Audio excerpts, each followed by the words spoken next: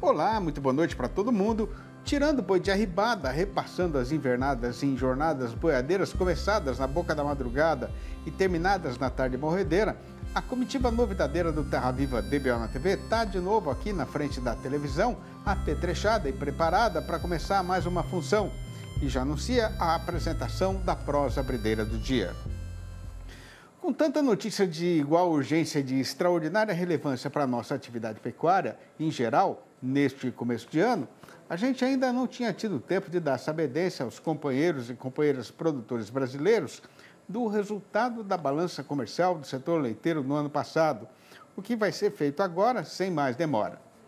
Começando então o destrinchamento do relatório da SECEX, a Secretaria de Comércio Exterior do Ministério do Desenvolvimento, pelo caso que foi acontecido com as importações, fique o amigo pecuarista devidamente informado de que, em 2024, as indústrias laticinistas e os distribuidores atacadistas compraram lá fora o equivalente a 2 bilhões e 300 milhões de litros de leite, o maior volume já registrado na história, com um aumento de 5% em relação ao que tinha sido registrado em 2023. Mas repare também, amiga fazendeira, que, apartando o mês de dezembro, o total de derivados que entrou aqui no nosso terreiro foi de 194 milhões e 400 mil litros, o que representou uma redução de 4,8%, comparando agora com novembro do ano passado mesmo, né? E de acordo com a opinião do pessoal do portal MilkPoint, deve ser neste rumo mesmo, de morro abaixo, que o carretão vai andar neste 2025, que acabou de ser começado. O motivo, conforme já é do conhecimento geral, é o esmagrecimento do poder de compra dos importadores brasileiros, por conta da conjuminação entre a alta nos preços de todos os principais fornecedores do mercado internacional e a disparada do dólar em relação ao nosso real, que encarece fortemente o valor de todo tipo de produtos importados. Acontece que, por causa dos acordos do Mercosul, é da Argentina e do Uruguai que vem praticamente todo o leite e os derivados comprados pelo Brasil, que, por sua vez, é disparado o melhor freguês deles na praça, né? Aí, com o encarecimento da mercadoria no mundo inteiro, estes nossos vizinhos de cerca estão arrumando outros compradores para sua produção. E isso está ajudando a aumentar a concorrência e a complicar bastante a negociação. E antes de arrematar esta brideira, falta ainda falar das exportações brasileiras. Só para lembrar que a gente continua sendo irrelevante como vendedor no comércio mundial do setor. Pois então, no 2024, recém-terminado, foram despachados daqui para o estrangeiro o equivalente a 86 milhões e 100 mil litros, com um crescimento percentual até que bem substancioso, né? De 19,5%, pareando com o resultado registrado no ano retrasado. O amigo que é mais zerado nesta atividade de lidar com gado tem sabedência de que, conforme a dificuldade vai aparecendo, é que a gente vai aprendendo, né? Mas ninguém precisa ficar remoendo alguma consumição em relação ao serviço com mestiço. E para campear a solução, é só mandar uma lista com as perguntas para a gente responder aqui na apresentação desta nossa sessão chamada Conversa com o Analista. Olá, meu nome é Alcides Torres, eu sou engenheiro agrônomo e analista de mercado da Scott Consultoria. Nós estamos aqui para mais uma Conversa com o Analista e nós recebemos essa pergunta. Como é que está a disponibilidade de fêmeas nas praças pecuárias e o que deve acontecer com essa oferta no curto e no médio prazo? Bom, obrigado pela pergunta. É o seguinte, nós fizemos o levantamento através do Serviço de Inspeção Federal e realmente, ao longo do mês de janeiro até hoje, a quantidade de fêmeas destinadas ao abate, ou seja, a participação de fêmeas no abate de bovinos, diminuiu. Isso revela que o pecuarista está segurando as fêmeas para a produção de bezerros. Nós tivemos um abate fenomenal em 2023, um abate bastante forte em 2024 e a expectativa do mercado é que essa quantidade de fêmeas direcionadas para o abate diminua em 2025. Mas no curto prazo, a gente deve ter ainda uma oferta significativa por causa da estação de monta. A estação de monta esse ano atrasou e com o fim da estação de monta a gente tem uma oferta de fêmeas vazias de vacas e de novilhas que não emprenharam. Então isso vai tudo para o abate, né? Ninguém fica carregando uma fêmea vazia na propriedade, tá? Então a gente pode ter no curto prazo ainda alguma oferta mais forte de fêmeas, mas no final da estação de monta, tá? E no longo prazo, que foi a pergunta aqui no médio prazo, a gente deve ter sim uma redução de oferta de fêmeas, comparando a 2023 e comparando a 2024, e isso é o que vai caracterizar a mudança de ciclo de preços pecuários, né? Que quem manda no preço é o aumento e a redução de oferta. E o que aumenta, o macho, vocês concordam, mas vão todos para o abate, o macho que está pronto, e o que varia é a oferta de fêmea, tá? Então, como os bovinos para reposição a cotação estão cada vez mais firmes, então a gente deve ter esse ano uma retenção de fêmeas e, em função disso, um aumento do preço de bezerro e os preços devem subir. Então, curto prazo, a gente ainda deve ter uma oferta boa e médio prazo, oferta significativamente menor. Mais uma vez, obrigado pela pergunta. Desejo a todos boa saúde, bons negócios e até a semana que vem.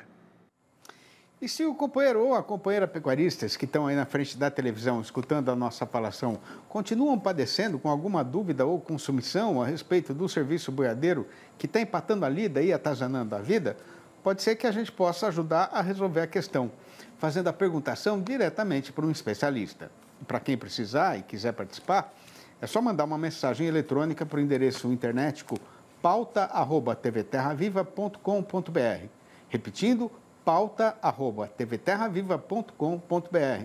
Ou pelo nosso número de WhatsApp, que é o 11 94174 0716. Eu vou falar de novo. 11 94174 0716. O nosso intervalo vai ser mais ligeiro do que o cuitelinho que está chupando melzinho na flor do limoeiro. Aguarde. Impresso ou digital? Se você quer o melhor conteúdo para a pecuária, fique com os dois.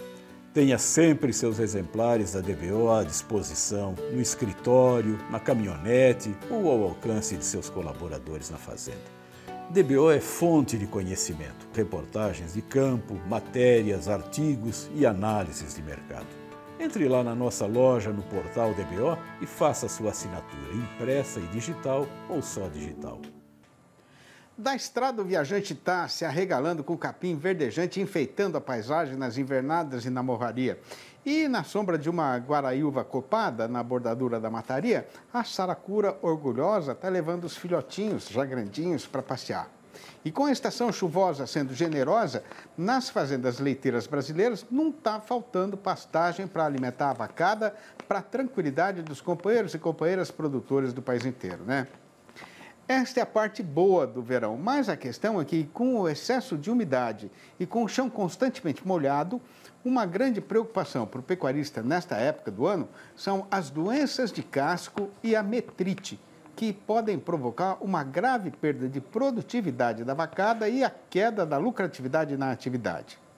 Pois então, para saber o que é que se pode fazer para não deixar estas misérias entrarem porteira adentro na propriedade, a gente convidou para a nossa entrevista do dia o médico veterinário Chester Batista, gerente técnico da Zoetis na área de gado de leite, que vai participar desta prosa aqui na televisão, falando ao vivo pelo computador, diretamente do município de Condor, no Rio Grande do Sul.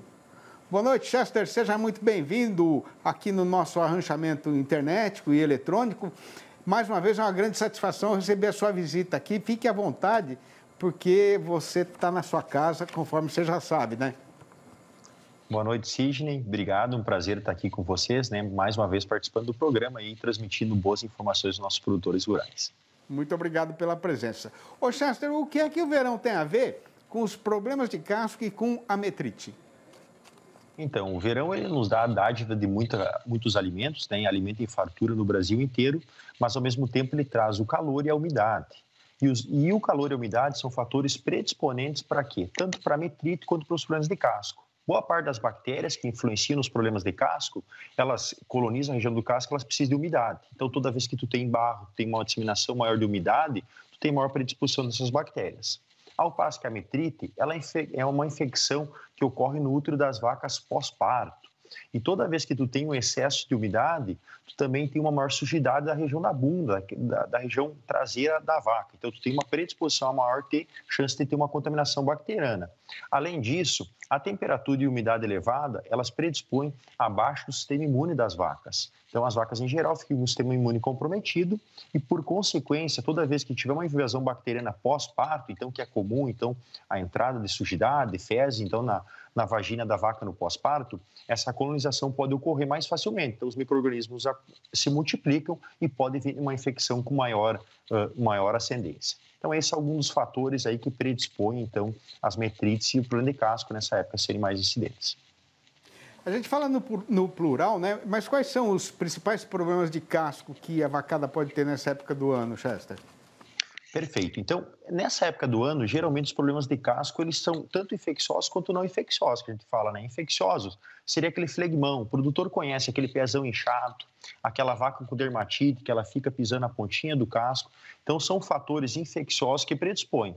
Também pode ocorrer úlceras de sola, né? Então, as úlceras de sola são fatores predisponentes para que aquela vaca que está com muito calor e passou muito tempo em pé e que não foi feito um cascamento corretivo, um cascamento rotineiro para ela ficar tranquila. Então, esses são dois fatores que predispõem tanto lesões infecciosas quanto lesões não infecciosas. Aquele tempo em pé que ela passa no ventilador, ele é legal, ele é ótimo para ela dissipar calor, mas ao mesmo tempo ele aumenta a pressão na sola, nos cascos, o que predispõe às lesões.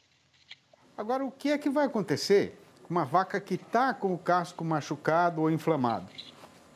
Perfeito, essa é uma ótima pergunta, Cid. Então, a chance dela a consumir alimentos é muito menor, porque a vaca, então, ela precisa prensar, buscar o alimento dela, né? Seja uma vaca pasto ou até mesmo uma vaca confinada. Ela precisa acessar o coxo.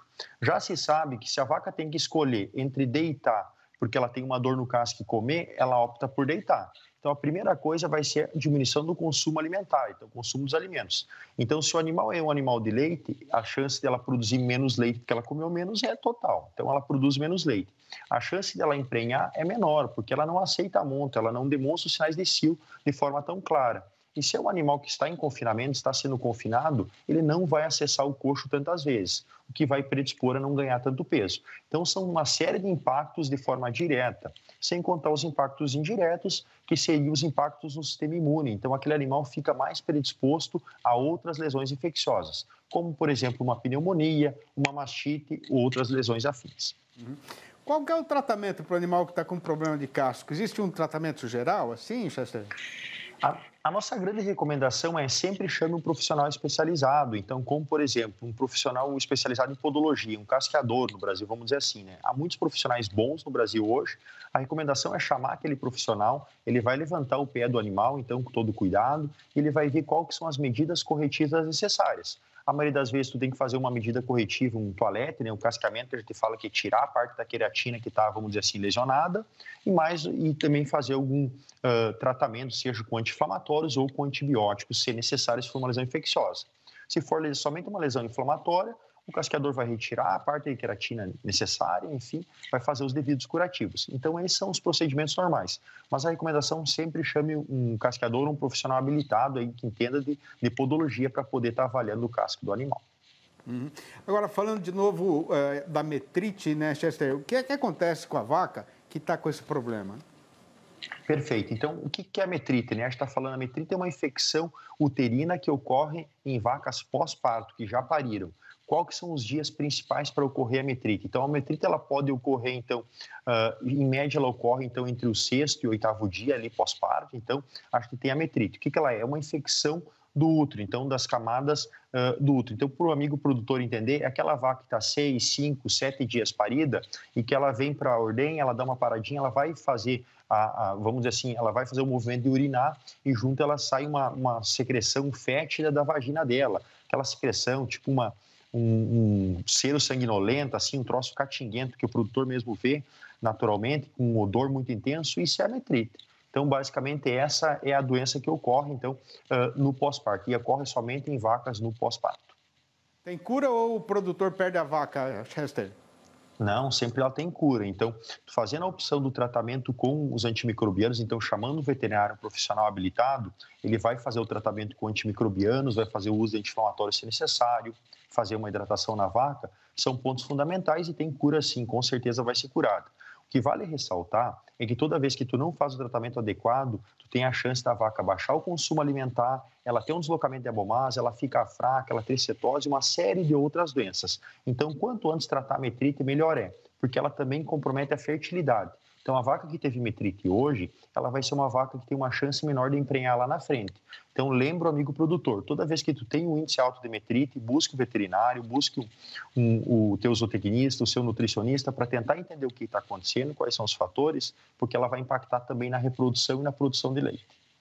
Bom, com orientação técnica adequada, a gente aí consegue voltear os problemas, né? Ô Chester, eu queria agradecer demais a sua participação aqui no programa, né? A gente está sempre com a porteira aberta para prosear aí, e tiver alguma novidade, liga para a gente conversar mais. Obrigado, viu, Chester? Um abração para você, grande abraço para toda a turma aí desse nosso querido Rio Grande do Sul. Até a próxima. Beleza, eu que agradeço o convite e fiquem todos com Deus. Muito obrigado. A tropa ainda está mostrando disposição para continuar marchando no Estradão, mas como logo ali na frente a gente vai ter de enfrentar a subida da Serra da Consumição, é melhor fazer preventivamente mais uma parada ligeira, deixando a parte derradeira da função reservada para a discussão do caso que foi passado com o boi gordo no mercado, que tem hoje a seguinte manchete anunciadeira. Com o consumidor brasileiro padecendo de inapetência de carne, não por uma questão de preferência, e sim por motivo de falta de dinheiro, mas com o comprador estrangeiro cada vez mais animado, querendo comer toda a carne do mercado, a exportação continua aumentando e a nossa praça boiadeira está entrando no trecho derradeiro de janeiro, ainda embicada com firmeza e fortaleza na subida da ribanceira. É um instantezinho só e é já que o Terra Viva DBO na TV vai voltar. Aguarde.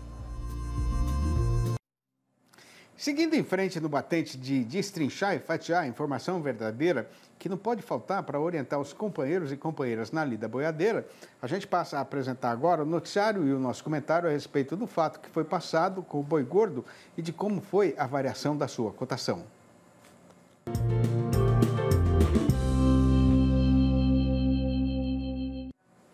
Com o calendário já entrado na derradeira terça parte de janeiro, o mercado pecuário continua contrariando o seu roteiro costumeiro para este mês presente, sendo que, em vez de enqueixar no rumo de morro abaixo, a nossa praça boiadeira está firme na subida da ribanceira. Conforme é do conhecimento geral, normalmente o trabalhador brasileiro começa o ano quase afogado debaixo de uma enchente de contas para pagar, e a situação fica mais dificultosa ainda nessas horas atuais, quando a algibeira do vivente já está mais areada do que panela na cozinha de dona de casa caprichosa, né? Aí, com o povo sendo obrigado de novo a gostar mais de arroz e feijão com ovo, é verdade, é verdadeira mesmo que a demanda aqui no nosso próprio terreiro anda trupicando e cambeteando, né? Mas, por outro lado, o comportamento do setor exportador também está fugindo bem do que era esperado, com um forte aumento no volume embarcado. Conforme a SECEX, que é a Secretaria de Comércio Exterior do Ministério do Desenvolvimento, até agora, contando as 3 primeiras semanas já vencidas no mês, foram despachadas lá para fora 112.800 toneladas de carne in natura. Isso dá uma média diária de 9.400 toneladas, o que representa um forte crescimento de 13,8% em relação ao período correspondente de 2024, lembrando sempre que o ano passado foi o melhor da história para os exportadores brasileiros, né? E outra notícia de extraordinária importância para a nossa pecuária é que o preço pago pelo comprador estrangeiro continua reagindo, subindo agora para $5.040 a tonelada, com alta de 11,4%, fazendo igualmente a comparação anual. Espalhando tudo na mesa e prestando bem atenção para ter certeza na avaliação da situação, no balanço do dia da Scott Consultoria foram apuradas mudanças nas cotações em 11 das 32 regiões consultadas rotineiramente em todo o Brasil, sendo que, mais uma vez, em todas estas praças consideradas, a arroba subiu.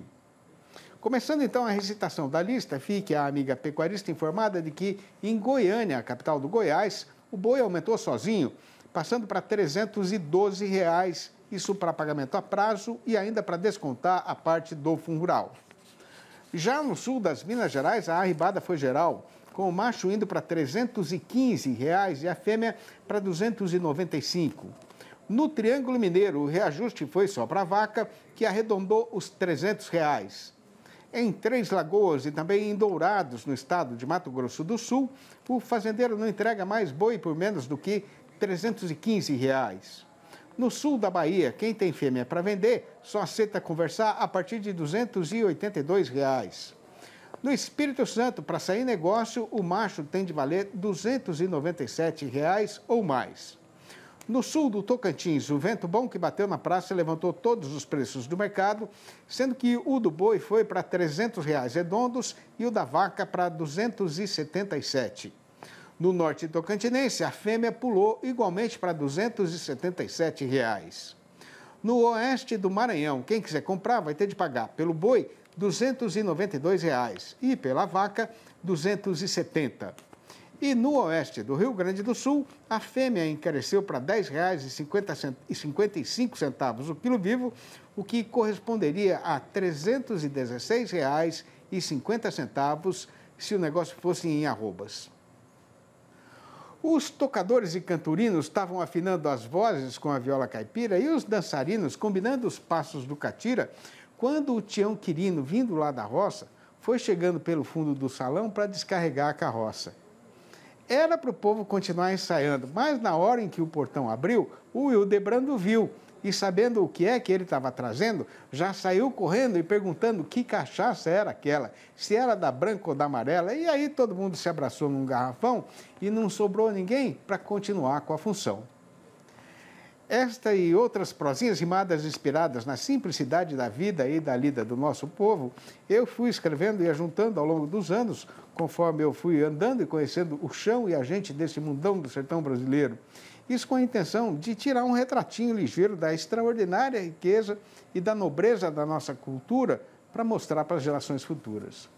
Aí os companheiros e companheiras boiadeiros ou não, que nos dão a honra de escutar esta nossa falação aqui na televisão, começaram a gostar e a pedir mais. E a solução encontrada para atender a todo mundo foi reunir esta produção versejadeira e publicar. Nascendo assim a minha coleção Versinhos de Caipira, formada hoje por estes 4 livros que estão aparecendo aí na fotografia. Quem quiser saber como fazer para comprar um exemplar ou logo a série inteira, que custa uma merrequinha de quase nada, porque a ideia não é ganhar dinheiro com isso, pode ligar para mim mesmo no telefone 11 98 224 1807. Eu vou repetir, 11 98 224 1807. Ou mandar um e-mail para sidneymasco@uol.com.br ou ainda achar meu nome lá no Facebook. E depois de fazer a recitação das notícias e da poesia do dia, a comitiva do Terra Viva DBO na TV se despede do povo desta freguesia, prometendo voltar amanhã às 6h30 e às 10h30 da manhã e ainda às 7h25 da noite. Um abraço para todo mundo e até lá então.